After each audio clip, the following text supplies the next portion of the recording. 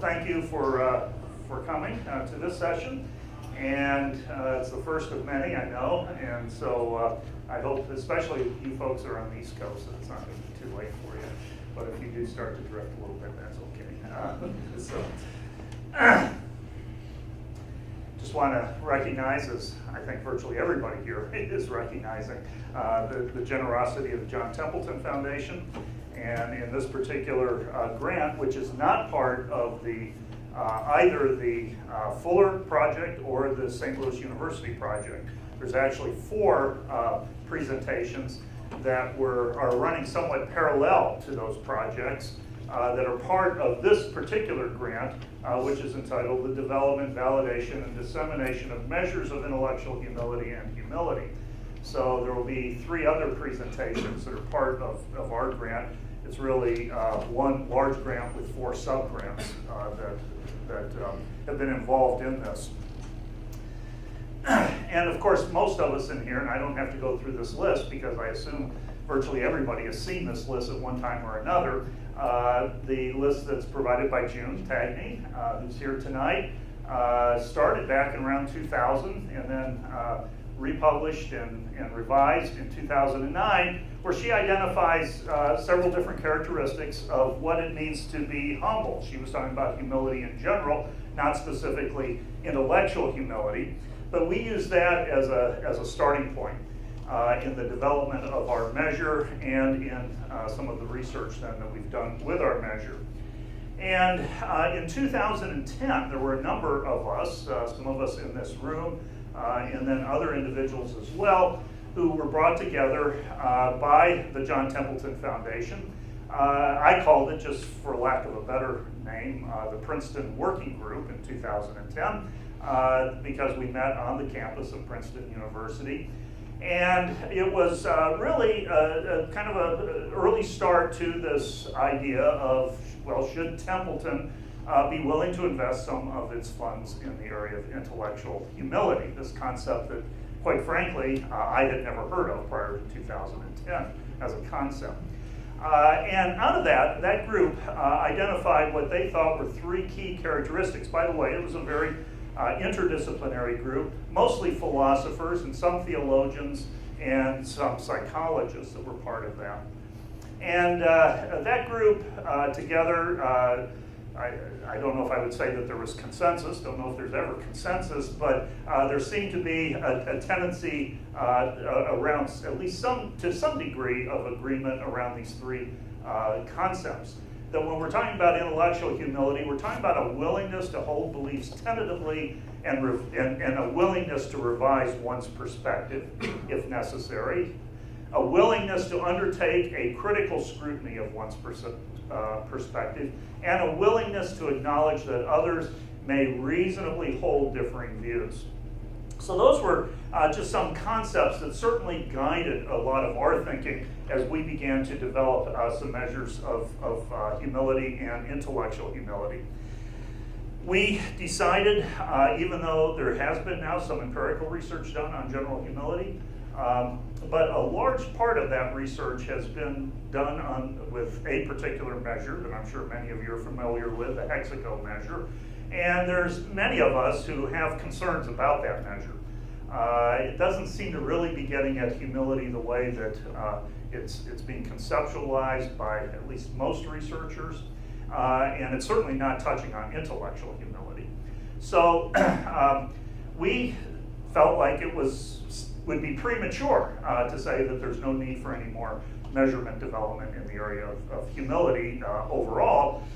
So we decided to try to work on 2 measures at one time and developing those measures, and one on general humility and one on intellectual humility. So we developed these measures, and in both cases we ended up with 3 scales, 3 subscale, 3 dimensions, if you want to think of it that way, measure of both general humility and intellectual humility. And you see how we've named the 3 subscales for the general humility measure: low concern for status, and other orientation, and an accurate assessment of self. Now, in that latter one, when you actually look at the items, and I'm sorry I don't have the items on the slides here. By the way, let's see, the general humility is a 13-item measure. But that accurate assessment of self, I think, really now, after hearing a lot of talks this weekend and recently in the last few months, especially from philosophers, I'm almost convinced that that is better conceptualized as an awareness of limitations or limitations owning dimension. But we've been calling it an accurate assessment of self, and I really want to think about that a little bit more. And we've done all the stuff you're supposed to do psychometrically. You know, we ran a exploratory factor analysis, and then with a separate sample, a confirmatory, and this held with some modification along the way, but it's a well-designed measure in terms of psychometrics. Then our self-report of measure of intellectual humility. These were the three subscales we came up with. Perspective taking. Initially, we called this an openness, but the philosophers convinced us that this is better thought of as a perspective-taking scale. A low concern for intellectual status, and of course that's certainly referenced by Robertson Woods and their work, and so we wanted to at least have some items that we then did a factor analysis with, and sure enough, they held together into this factor. And then what we're calling a low intellectual defensiveness. Then we were also interested in looking at another measure that was developed by another team with our grant. Team Mark Leary and Rick Hoyle are the principal investigators of. And they have developed a measure called an Attitudes and Belief Superiority Inventory. It's a domain-specific measure, and by that we mean they think, and probably rightfully so, that if we're going to be able to understand intellectual humility better, that we're probably going to have to understand it at a little bit more of a specific rather than general level. And so some of their domains are religion and politics, and some of the other ones are escaping me, but it's moral issues and so forth. So we ended up using that scale, and then we factor analyzed it for our population, and we ended up with, I think they had 5 domains, but for us it came out with 3 domains: beliefs about religious beliefs, moral beliefs, and cultural beliefs. And you can just see some examples of what those involve. So what we were interested in was, initially we weren't very interested just in what the person believes, okay? That wasn't the point so much, but it was more, how did they view the correctness of theirs, of their belief?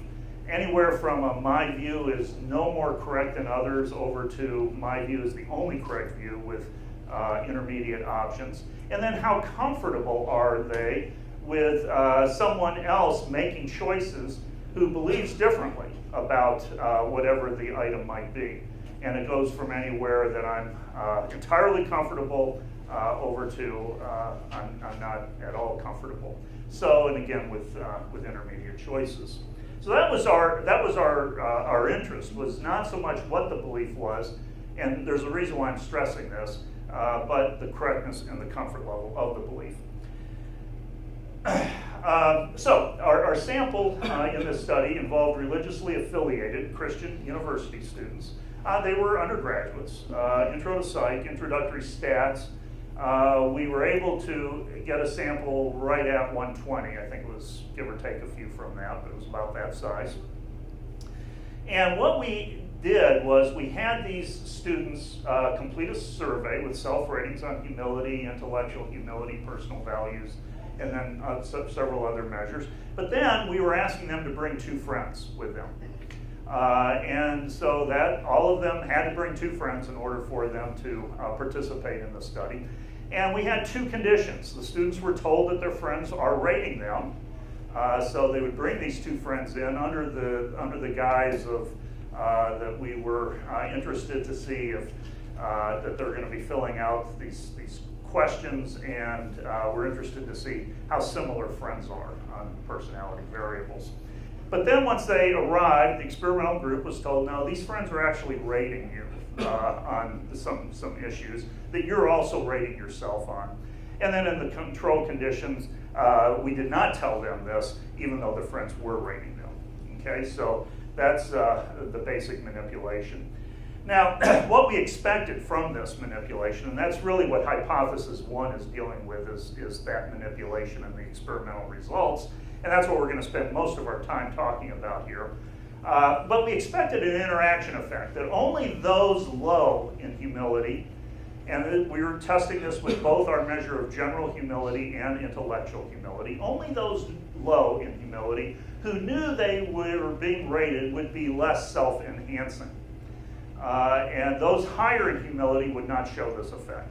Okay, so we were suggesting that if there is a natural self-enhancement tendency to rate yourself on some of these dimensions with regards to humility, and there is evidence out in the literature that says humility is viewed as a socially desirable trait, that the tendency to rate oneself maybe a little high on that would be less for low humility people if they knew somebody else was rating them, okay? So that was our hypothesis, but we didn't expect that for the humility people, the high humility people. The second has to do with just some correlations that we ran, so I'll come back to the second hypothesis, but it goes back to that measure that I was just making reference to, and that is that humble people would be less correct in their beliefs than others, and that humble people would be more comfortable with others believing differently than they. All right, so we'll come back to that second hypothesis, but let's look at the first one. So what we found, we had some results. They were in the predicted direction, but they were not significant results for intellectual humility, and they were not significant, they were less significant, I should say, for general humility. But there was an interesting pattern, and as we began to break down and looking at this pattern more, we want to explore this further, because there might be something that's here. That those who pre-tested, and they pre-tested 6 weeks earlier, with a measure of intellectual humility and with a measure of general humility, but right now we're focusing on the intellectual humility. Those who pre-tested as lower in intellectual humility showed a lesser tendency to self-enhance when they thought they were being evaluated by friends than those higher in intellectual humility. So the pattern was there, but it was not a significant finding.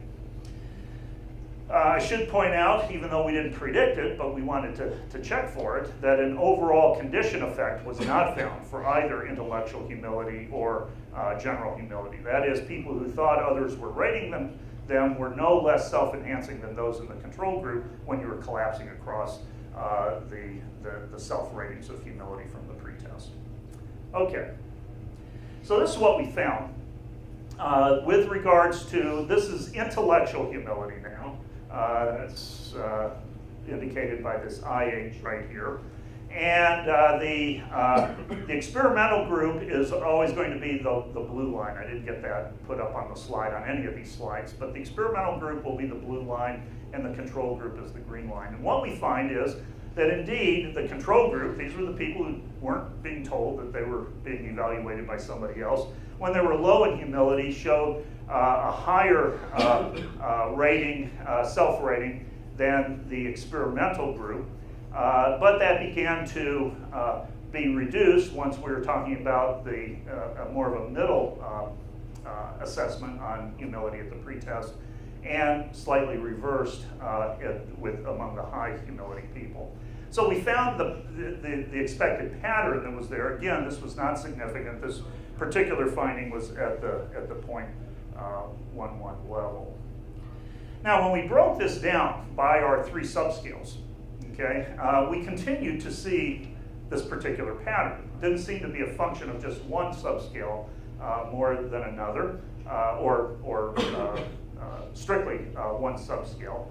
And so we find that this was the pattern with perspective taking. A little bit different, but still generally following the predicted pattern that we were talking about.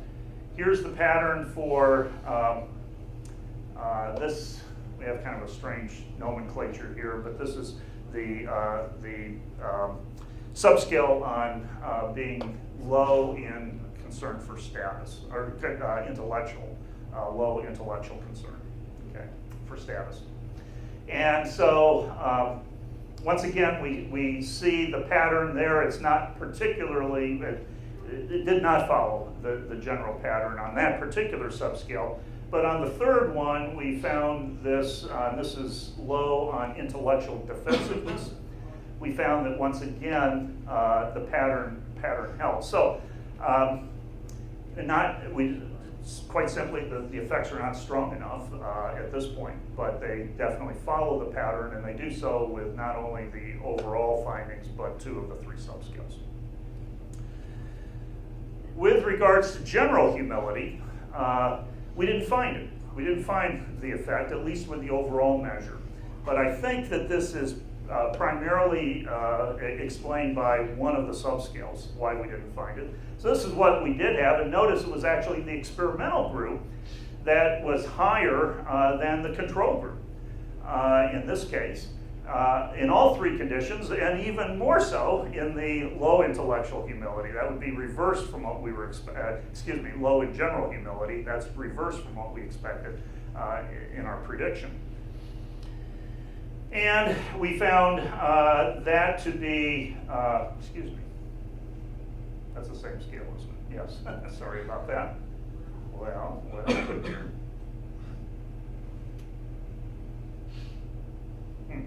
Sorry, I've got a mistake in here. I've got the same scale, the same picture up 3 times.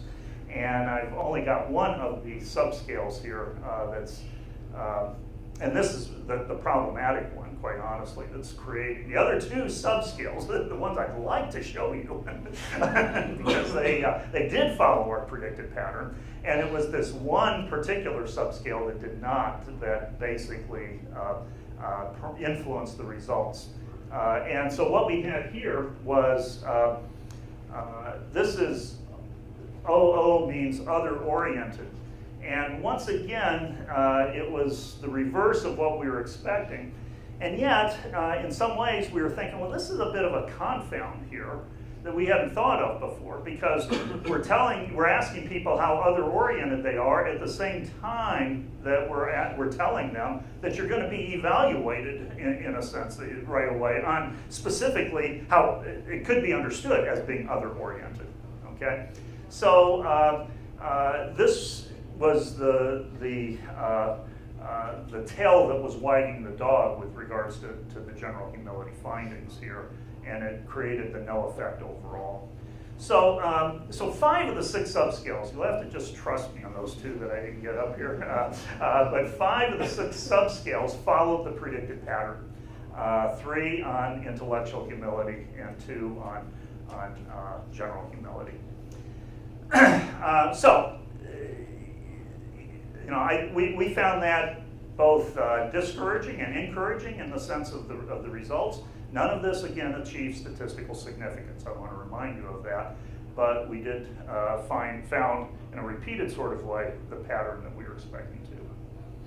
The second hypothesis, and this I'll kind of be brief with, and then we'll just open this up for discussion. But the second hypothesis was this idea in belief correctness and how comfortable one is. And so we conducted a factor analysis on this measure that was conducted by Rick Hoyle, who's here, and Mark Leary, who's at the conference, and this attitude, belief, superiority inventory. And again, we found these 3 factors that showed up from that. But what we found was that that's measured. Remember I said earlier, with regards to this, we weren't really interested in the belief. We were interested in the correctness. And by the way, their measure is only the belief and the correctness. We added the comfort dimension to this. And we were really interested in the correctness and the comfort. And what we found was a total wash on all of our measures with correctness and comfort. What we did find was that belief mattered in two areas, on moral issues, and that was by the general humility overall measure, okay, and only the general humility, not the intellectual humility. And what we discovered was that it was people who, the negative correlation is saying that people who are higher in humility, just the way that everything was scored, people higher in humility were tended to show greater or more conservative attitudes, okay, on the moral issues. And these would be like premarital sex, recreational drugs, homosexuality, I don't remember what all of them were, but those kinds of issues. But it was really being driven by the one subscale. And that one subscale was the concern for status, the low concern for status. And the one thing that we were sort of thinking is, well, that makes sense. That maybe these are individuals who are willing to take what today in much of culture is an unpopular position. And they're not going to worry quite so much about what other people think. Now, in some ways, ironically, that sounds like arrogance too, okay? But we're calling it a low concern for status. And I think we have to kind of think through that a little bit. So, so those were really our primary results with regards to that. And like I said, it was a wash. In fact, I thought about one way of ending this is saying this is session one. It sounds like we only can go up from here, you know. So, I just want to say, because I know a few people are interested in a couple other scales, and maybe I'm going to do this first. I'm going to go to the relational humility scale. Maybe those colors don't work too well up here on the slide, but what we discovered, if you're familiar with the relational humility scale, it's really the idea behind the scale, and it's maybe an alternative to self-reports, is that, you know, if a person is really humble, could be intellectually humble or just humble in other ways, that other people should be able to detect it. Okay, that's the idea that's behind it. And so Donnie Davis and Josh Hook, who are here at the conference, they developed this scale back in 2011, and they have 3 dimensions, what they call the global relational humility, that other people should just have this, could sense this general global humility. The idea that a person is really low in superiority, but they call it a superiority subscale, and the inaccurate assessment of self. And what we found with regards to ours, because here we had an opportunity with the friends to administer the relational humility scale with the self ratings, and you can just see what some of those correlations are, not particularly strong, but notice that it tends to be primarily around, whether you're talking about the intellectual humility scale, which is the top half of the table, or the general humility scale, the bottom half, that it's primarily a function of the concern for status. And we were thinking, well, that might be one of the more noticeable aspects. That might be more detectable, somebody who seems to be concerned for status, versus, for instance, their ability to take perspectives. Or versus, for example, how other-oriented they might be. So our thinking was that there might be either more behavioral components or just simply more detectable components about this concern for status notion. But overall, there should be some asterisks down there. I think there should be, and I think we missed on that. But with the intellectual humility, but not with our general humility measure. So that's suggesting that how people see themselves and what other people pick up on are quite two different things, at least in terms of our measure and the relational humility measure. So what we also did was we just simply took our scale and we put it in for the friends ratings. We put it into third-person terms. So we just simply took anything that was listed in first-person terms and we made it a third person and we gave it to the friends. So, and it was understood that, you know, their rating Bill, who was the person who invited them to come to this session to collect data. So at any rate, and what we found there was, once again, notice like perspective taking. So we've got a one-to-one correspondence. It's not necessarily a function now of differences in the relational humility measure with our measure, but now it's just simply taking our measure and putting it into the third person. And look at what a low correlation it was with perspective taking, with the general humility scale, that other orientation, and in fact is independent but slightly negative with the accurate assessment of self. Once again, it was the concern for status and the low intellectual defensiveness that kind of drove this. So I'm willing to just stop here and open this up for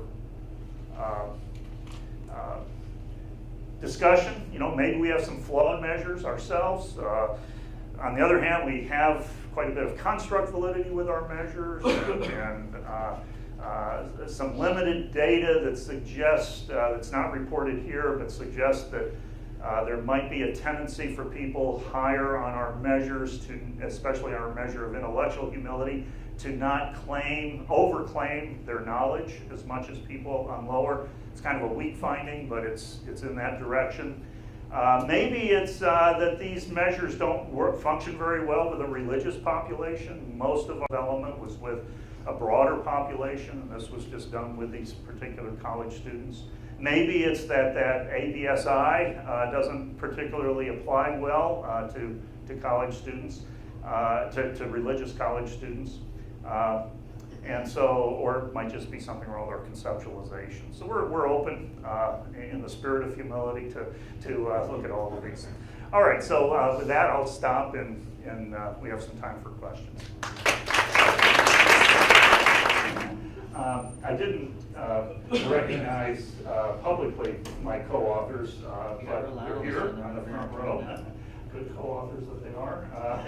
So Liz Laney and Keith Edwardson, thank you for your work.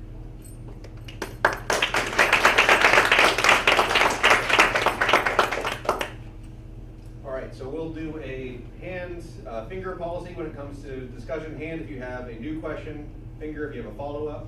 And so we'll go with that. Yeah, Mark. Hi, I'm Mark Alfano, University of Oregon. I'm really interested in the informant report scale or study, and I was really disappointed that you didn't manage to get significant. I wonder whether it's maybe just a matter of not having a large enough sample size. Yeah, I mean, N of 120 with 240 friends. So it's really hard to do. Yeah, it is. But, and it was a bear to run that study. Yeah. Yeah, maybe you would get it if you could get just a bigger sample. And then the other thing that occurred to me was, like, so these are intro stats students, Yeah. mostly first year? First, second year, few third. So they might not know these friends very Yeah. well. So you might. Well, we requested that it's people who know you pretty well, and we didn't follow up on that. We didn't validate that. Yeah. Yeah. So you might ask, like, for their parents. No. Those unbiased parents. We had a follow-up? Yeah, my name is, first of all, thank you very much for your talk. My name is Jacob Lavernian from University of Oregon as well. I was just curious, did you run any sort of power analysis beforehand? Is your sense that there's a moderate effect and this is just a sample size issue, or that it's a weak effect that is going to take a lot more to detect? Or Yeah, we did, but it was clear back. This was a study that we proposed in the proposal, and in all honesty, I don't remember what we said. We did run a power analysis, and we arrived at this N of 120 as our goal, but the effect wasn't as strong as we expected. Yes, That's right. So, I don't know anything about these measures, but I was wondering whether concern for status is actually almost negatively correlated with confidence about one's status. So, it seems that people who often know their place and think they're doing very well aren't concerned about their status at all. So, how does the measure of concern for status going to cash out? Is it quite different from say whether or not you're confident about your status? Do you have the items at all? Yeah, I'll try to, if she can get those items, can we just come back to that question in a moment? Okay, yeah. And we'll try to get some, because I think there is a little difference, but maybe you have to hear some of the items. Yeah. Well, you might run into a problem because my question's kind Oh. of related to his. Because I was fascinated by this low concern for status variable. It seems to really, you're getting a correlation there. On the face of it, when I was looking at least the labels of the constructs, I thought, geez, perspective taking sounds like, the cognitive component of empathy. You would think that that's something that, your friends would really pick up on. You're a good listener, you got their perspective, and then I'm thinking, but lack of concern for status is somehow being conveyed behaviorally, and I was just curious what it was and how it's conveyed behaviorally. Well, certainly, the conception that the philosophers are talking about when they talk about this is one which says that you're not concerned, like for instance, among people who are gifted people, capable in their community, if a low concern for status is you're not so concerned about all of the variables that are part of determining how maybe gifted you are, like how much recognition do you get, how much status do you have in that community. Instead, you're really concerned about trying to get at knowledge or truth. And now that's not probably how 18 and 19-year-olds operate. They're not necessarily thinking in those particular terms. But I think the idea is that the person on an undergraduate college level, how much does the person maybe talk about themselves? How much do they seem to want to be important to other people? And we're thinking that maybe students pick up on that. That's something that they pick up on, maybe better than a person's ability to see things from multiple perspectives. So what are some of the items on that? On the status. Yeah. So low concern for status items include things such as, it is important to me to get special attention from others for my intellectual achievements. That's reverse. All of these, I think, are reverse word. When I come up with an original idea, I think I deserve special recognition. It is important to me that I'm smarter than the average person. It bothers me when other people fail to recognize my intellectual achievements. It's important to me that other people think I'm intelligent. I like to draw attention to my intellectual accomplishments. When I have a good idea, I think I should be praised. So those now back, sir, to your original. It's almost like narcissism. Reverse of narcissism. Well, it might have some of that, but I mean, there is yeah. the related, people who are more educated and sort of more knowledgeable are also show better calibration of their own intellectual ability. So it could be that the more accomplished you are, the better educated you are, perhaps in the main or more general, the less you're going to be concerned about your status because you're secure. You're well anchored. Mm-hmm. And that's all I'm trying to say. Well, that's a possibility. I'm not. I think that there's, and again, this is more over in the philosophical literature. We don't. I think it's an empirical point to test. That's what we're trying to do here a little bit.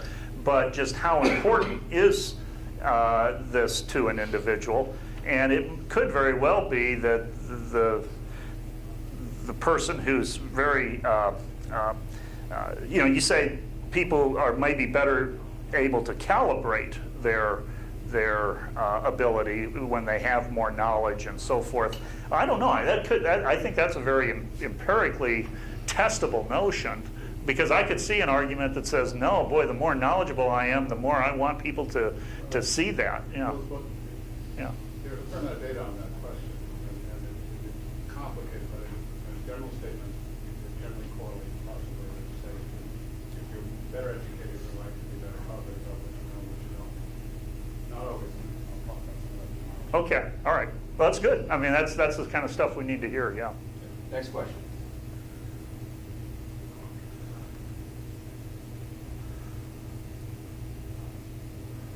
People are tired. That's right. East Coast. Yeah, East Coast. In fact, they said they got to get some West Coast people to start the thing tonight. So, I'm West Coast, so. Sure. I'm still fascinated by this lack of concern with status. Because, in a way, it's like, you think of being humble, a lot of times the way people talk about it as, the opposite of arrogance or something, whereas low concern for status is just like, you don't care. Yeah. You know what I mean? It's just like unimportant to you, status. It's completely different than sort of the opposite of arrogance. You know what I mean? Yeah, It's well- sort of just, kind of like you're just almost oblivious to this dimension. It's like almost like it's becoming an irrelevant dimension. You don't care. Yeah, and that could, this is kind of throwing a. Interesting thing for a virtue, for perhaps to be virtuous sometimes to just not care about certain things. Yeah. That's what I could, or I think some people could make the case, it's not a case I want to make, but that it might, a low concern for status could be an argument, maybe this is what you're suggesting, of that it's really arrogance. And here's what I mean. So let's say, I brought up some social issue. Maybe it has to do with, immigration or gun control or something. And I asked, how many of you agree with that? And let's say you go to raise your hand, and you're the only person who's raised your hand in agreement. Now, I don't know if it's really a concern for status, but most people, I think, if it were me, I'd probably be saying, no, wait a minute. What do they know that I don't know? But I could see where the person who said that could be saying it and not care about status and think that he or she is right and everybody else is wrong. I mean, I could see where that's also a low concern for status, and that sounds more like arrogance to me than it does intellectual humility. Follow up. Yeah, I wonder if maybe this kind of line of questioning might be getting at something like this idea that low concern for status is something that comes along with privilege, like social privilege. Only the privileged people do not care what other people think. And somebody, this isn't original to me, in fact I think this might be in Ian Church's paper, I might be wrong about that, discusses something like a woman researcher in a male-dominated field, just as an example, and she has to be concerned with what other people are thinking about her, because that's just like part of the strategy of getting along in this circumstances, this sort of problematic circumstance. Whereas perhaps maybe somebody with more social privilege in that research field doesn't have to care as much, but the woman doesn't have that luxury. Yeah. That might be the kind of thing you're getting at. And maybe that's Ian. Is that your idea? No, it's not. I wish it was. Yeah. Sorry. Well, I think the one thing we can conclude is that this is a It's complex. bad paper. Oh, okay. Yeah. I mean, religious populations especially, so low concern for status, there are, so it's status relative to whom? Right. So there's status relative to the world. Of course, the world is a theologically loaded concept. It's like everyone who you really don't care about. But then there's status relative to your particular religious community. Maybe that really matters a lot. Right. Your status is there. And then, of course, there's always status with respect to how the body being might be. Sure. So, and I wonder if there's, especially in a religious population of this university, you can imagine that there's some interaction going on in how people think about it. Well, when I'm talking about low concern for status, is it relative to the world? Is it relative to my Christian friends here at school? Is it relative to God? Right. Now, I think you're bringing up, I tend to think of it in terms of culture, that we're really talking, and Adam Cohen, an American psychologist, Good Company, article argues religion is a prime example of culture, and so maybe we've got to have a more culture-specific measure of intellectual humility, because certainly there's going to be the notion of submission to God, okay, and maybe everything else to a strongly religious person. Everything else pales in comparison to that, And we're not getting at that with this measure. Call them part. The part, there you go. Other questions?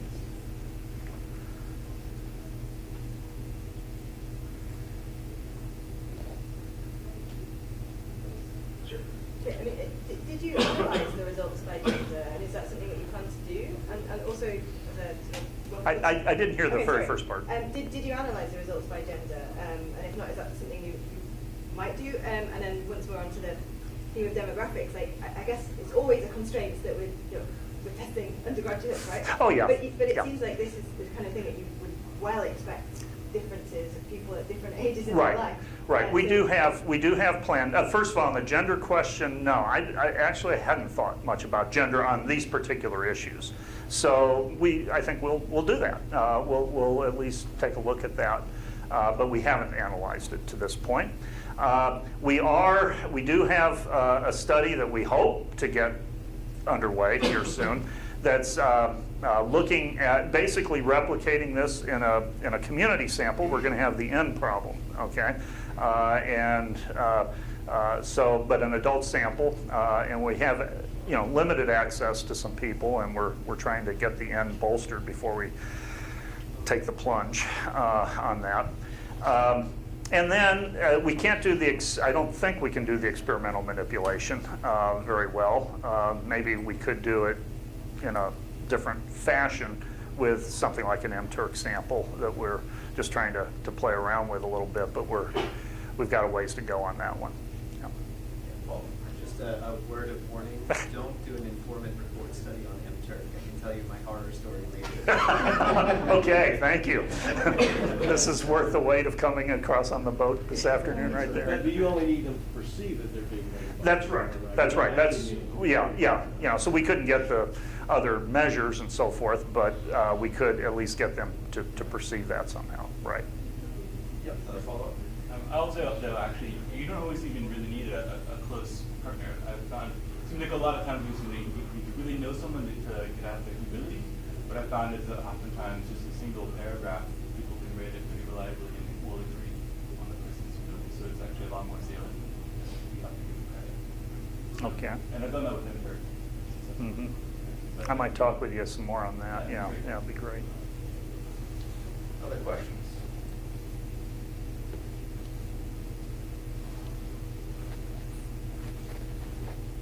Well, all right then, well, let's thank our speaker.